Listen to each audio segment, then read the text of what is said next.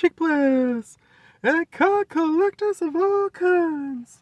Welcome back to the channel.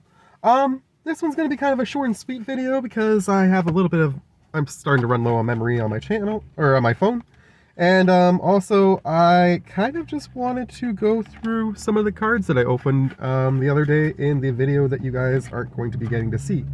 So, I have two things of cards that we need to go through at some point. Today, I'm going to go through this stack, and in probably Wednesday, I'm going to show you what's in here. So, this stack contains 3 packs of Bloomburrow cards, I believe. Yes, all Bloomburrow stuff. And, I pulled some pretty cool stuff in here for sure, but, I don't really have them in the order that they were in before anymore, so what we're going to do is we're going to set this stack aside first because that's most of the good stuff. And we got the art cards on the back of that. And then in this pile, we have a lot of the other stuff that I thought was cool, but I'm not sure if I'm going to end up using it. So, like I say, I opened 3 packs of Bloomburrow. I apologize, you won't be able to actually see that video, so you can't see me crack the packs, but this is what I got, and I got some pretty neat pulls, so I thought I wanted to share them with you guys. Drift Gloom Coyote, 3 and 2 white for a 3/4. When it enters, exile target creature and opponent controls until this thing leaves the battlefield, and if that creature had power 2 or less, you get to put +1/+1 on this, so it can become a 4/5 potentially. Bushy Bodyguard is so cute. 2/1 with Offspring 2 for 1 and a green, and when it enters, you may forage. If you do, you get to put 2 +1/+1 counters on this, so it can become potentially a 4/3, and the Offspring would end up being a 3/3, so not bad, assuming you paid for both. Junkblade Bruiser, I've pulled him a few times. 3 and a green, red in combination, 2 of those. 4/5 trample, and whenever you expend 4, this thing gets +2/+1 until end of turn, which whenever you pay more than 4 mana. So if I had this out, play for this for turn, this guy becomes a 6/6. Not bad. Tempest Angler, we've seen him many times. I'm not going to go over him too much. Daggerfang Duo I like. Rat, Squirrel, Death Touch, and when it enters you can mill 2 cards. It's pretty solid. Pretty solid. Crumb and Get It was a new one for me. Gift of Food. Whenever target creature you control gets +2/+2, and if you give the gift that was promised, the creature also gets indestructible, which is pretty cool. So for 1 white, you save your creature as long as you give somebody a food. I'm pretty good with that. Finch Formation, Offspring 3, 2 and a blue for a 2/2 flying, and when this thing enters, target creature you control gains flying until end of turn. I'm probably not going to use that just because the Offspring's a little too expensive for what you're going to end up getting out of it. 3-Tree Mascot, it's okay. Pay 1, you get 1 mana of any color, but you can only do it once per turn, and it's a 2/1 otherwise, so not super great. Run Away Together is a good card. I do like that one. First off, I love the artwork on that one. And then we actually pulled that artwork in the same pack that we pulled this card, which is pretty cool. Let's see if I can find that art card. I think it's this one. Yep. So the same card, or same pack that we opened this art card, we opened this card too, which I thought was really cool. I love when that kind of stuff happens.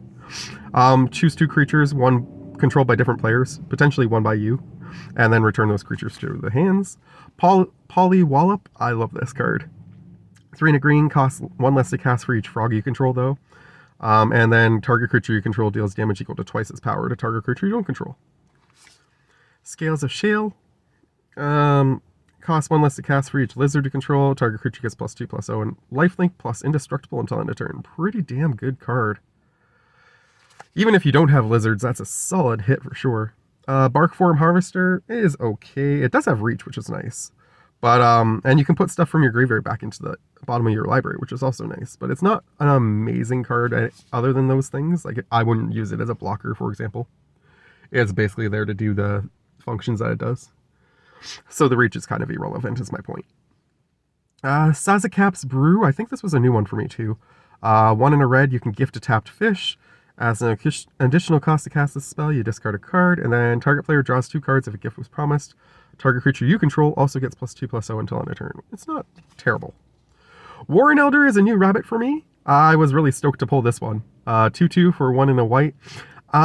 Its ability kind of sucks because it costs a lot to get it to go off. 3 and a white gives you a +1/+1 to all your creatures. But I need more bunnies for the eventual bunny deck I want to build, so I'm not going to complain about that.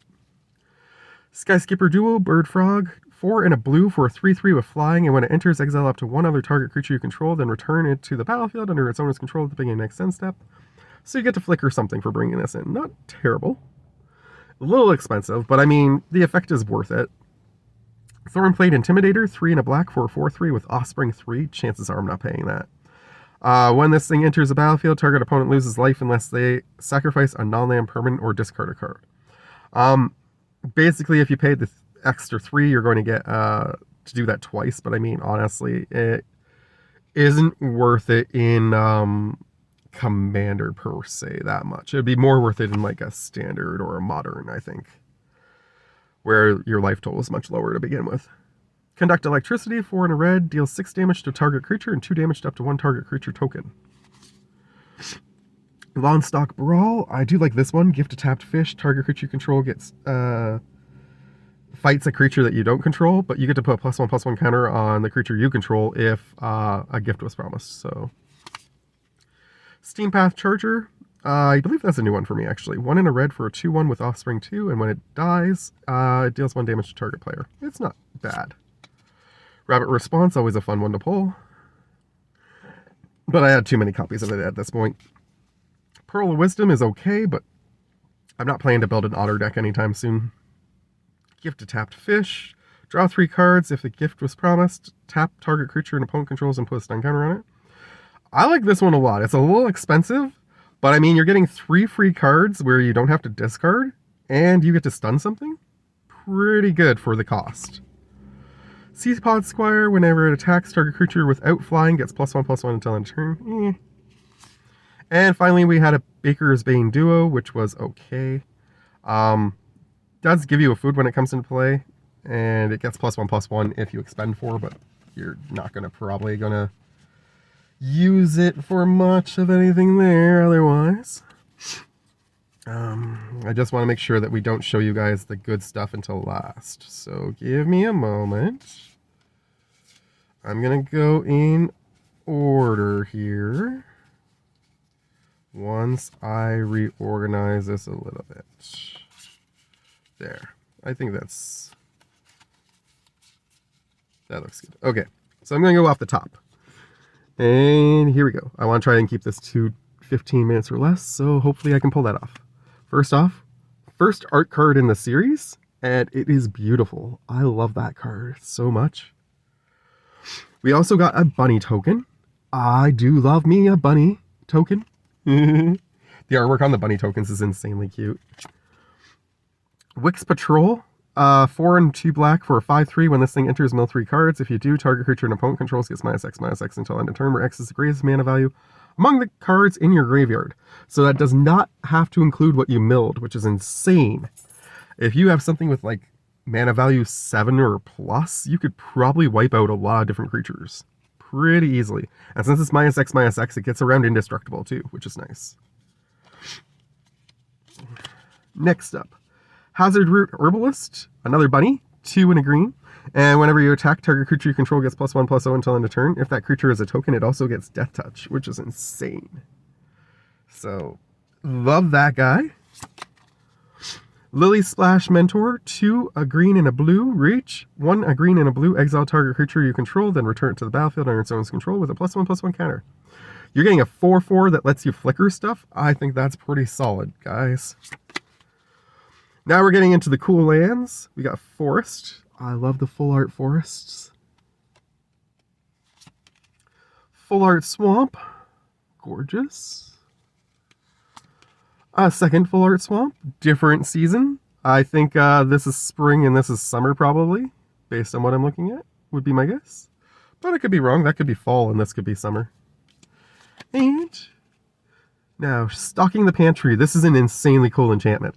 Whenever you would put a +1/+1 counter on a creature you control, you get to put a supply counter on this thing. And you can pay 2, remove a supply counter from this thing to draw a card. So, this thing is just going to get really full of stuff and let you draw a bunch of different cards. So that's pretty cool. Long River Lurker. We actually pulled 2 of these. There's a hollow one coming up. Spoiler. But this card is insane. Ward 1, all your other frogs have Ward 1, and whenever this thing enters, target creature you control can't be blocked this turn. If that creature deals combat damage this turn, you can exile it, and if you do, you return it to the battlefield under its own control. So, I mean, if you, in theory, if you were playing Modern and you had a bunch of these guys, you could flicker them all constantly, and it'd be insane. Seaglaive Mentor, I love this little mouse. 3/2 for 1 red and a white, Vigilance, Haste, and whenever this thing becomes the target of a spell or ability you control for the first time each turn, you put a +1/+1 counter on it. So that would go great in an Instants and Sorceries deck that focuses on white and red. Also great for a deck that focuses on soldiers. And there's my 2 greats for today so far. Stormcatch Mentor, insanely good card. Blue, red, 1/1, haste, prowess, and instant and sorcery spells cost 1 less to cast. I'm like 80% sure that this is going to end up in one of my Spellslinger decks. I just haven't decided which one of the 2 red-blue ones I'm going to put it in. Rockface Village, this is the first time I ever pulled this land, and I was really stoked about the artwork more so than anything else. I do like that you can tap it to add red, but you can only spend it on casting a creature, so kind of sucks a little bit in that sense. But the other thing too is you can pay red, tap, and target lizard, mouse, otter, or raccoon you control gets +1/+0 and haste until end of turn. So if you put something out like, say, your commander, you could actually give it haste for the turn with this card, which is pretty cool. Wick the World Mind is one of my new legendaries that I pulled, and I am insanely stoked to try and build a deck out of this. Whenever this thing or a rat you control enters, you get to create a 1/1 black snail creature token if you don't control a snail. Otherwise, you put a +1/+1 counter on a snail you control. And then you can pay red, blue, and black, sacrifice a snail, and this thing deals damage equal to that creature's power to each opponent. Then you draw cards equal to the sacrificed creature's power.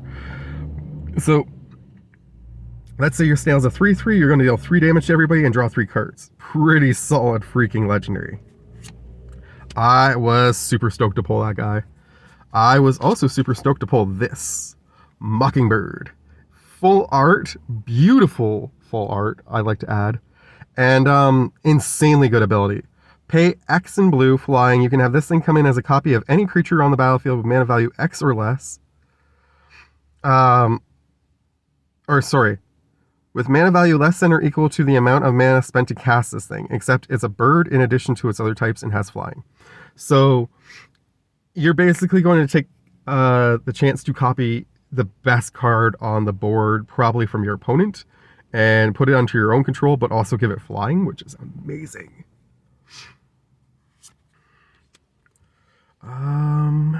Next, there's our Long River Lurker that is hollow. I really like the hollow artwork on this one. I'm not gonna lie. I think that the artwork is very similar. Don't get me wrong, of course, because it is Wizards of the Coast. But I think the way the hollow catches the light just makes that look a little neater.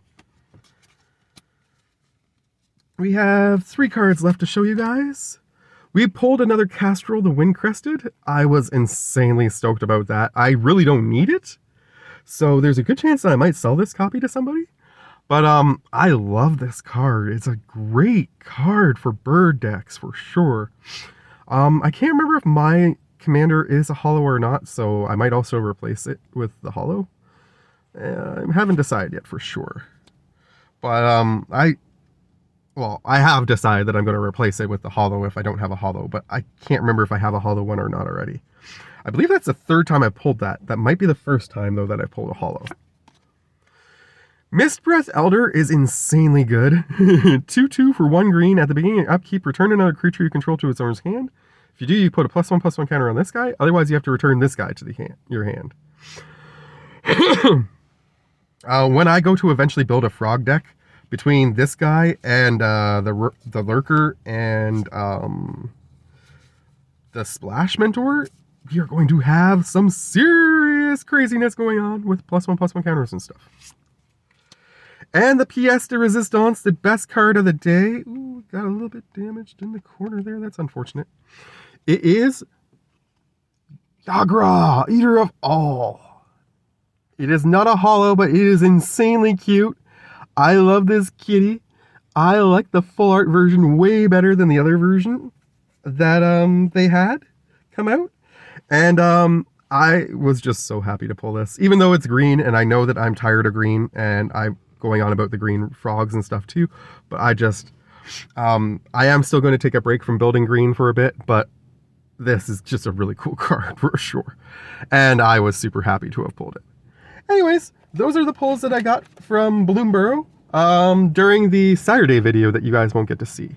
So when I next show you cards, it will be the Sunday video that you guys get to see, probably on Wednesday, because I do want to make sure that I have space for Dollarama tomorrow. Anyways, much love to you all from me. Take care. Have a great day. Bye.